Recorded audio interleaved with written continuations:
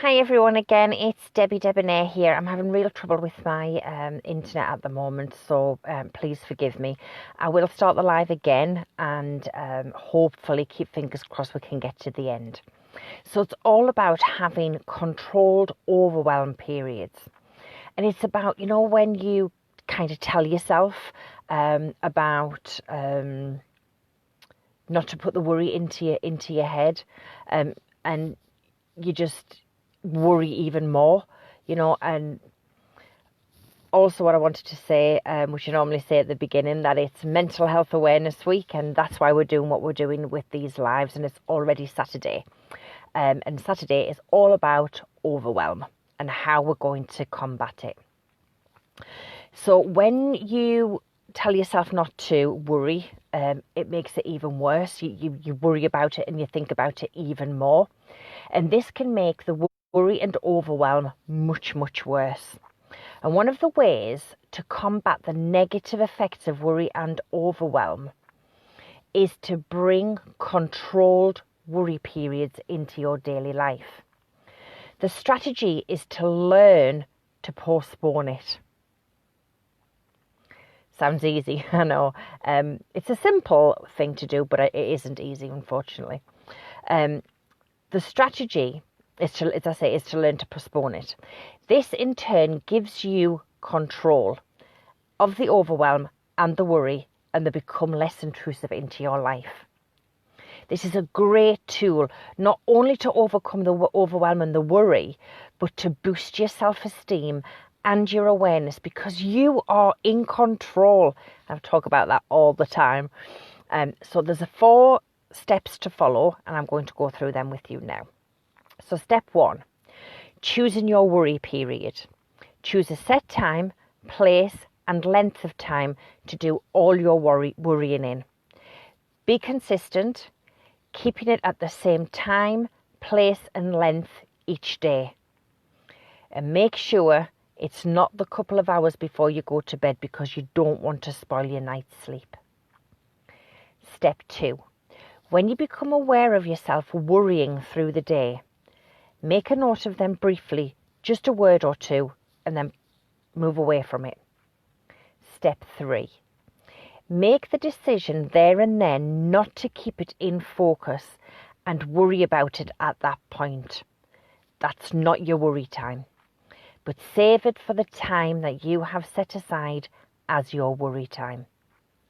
So it's a little bit like I've mentioned before, the RARE technique, which is recognize, acknowledge, release and embrace yourself for letting it go. I will do that again in more depth at the end. Bring yourself back to the present moment and continue what you were doing before the worry period, but save it for the time you have set aside. And like I said, bring yourself back to the present moment, and continue what you were doing before the worry intruded. Reassure yourself that you will deal with that at the set time you have set later in the day. Step 4, when the time comes that you decided to do your worrying, your controlled worrying, only allow yourself 15 minutes to worry. Set an alarm if you need to. Don't stretch it longer than 15 minutes, because don't forget, you are in control of the worry and the worry is not in control of you. You are in control of the overwhelm and the overwhelm is not in control of you. So you control the time you set aside as well. Remember, this is really important. Only worry at this time if you feel it is still necessary to do so. Often, the worry has disappeared.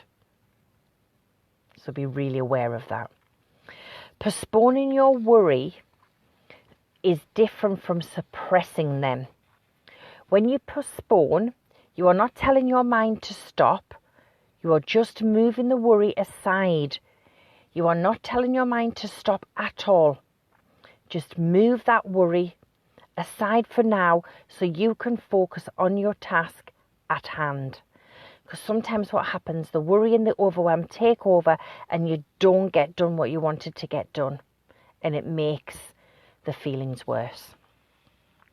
You are allowing your mind to come back to the overwhelm and worry at a later time.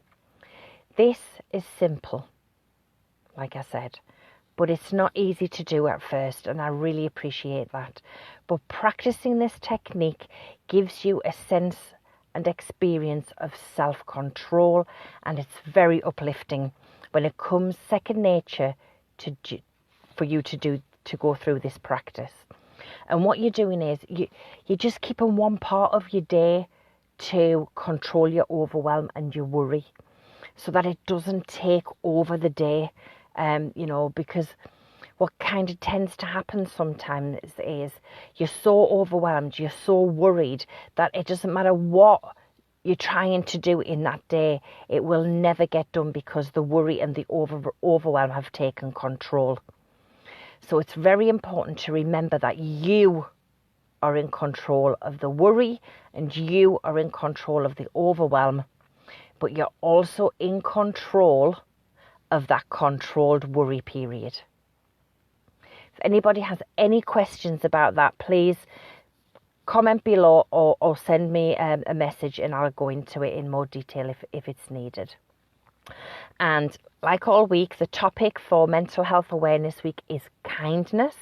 And I thought today being Saturday and a day that, often people make special meals or bake cakes or cook, why not cook a meal for someone, or make some biscuits or bake a cake for someone, and it doesn't have to be anyone in particular. You might want to just make a batch of scones, a batch of biscuits, and hand them out to the neighbours, that are close by.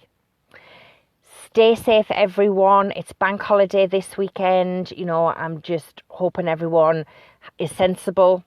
So stay safe, stay calm. I'll see you all again tomorrow for day 7. And I've got a little surprise as well for you tomorrow. So have a great rest of your Saturday and take care, everyone. Bye.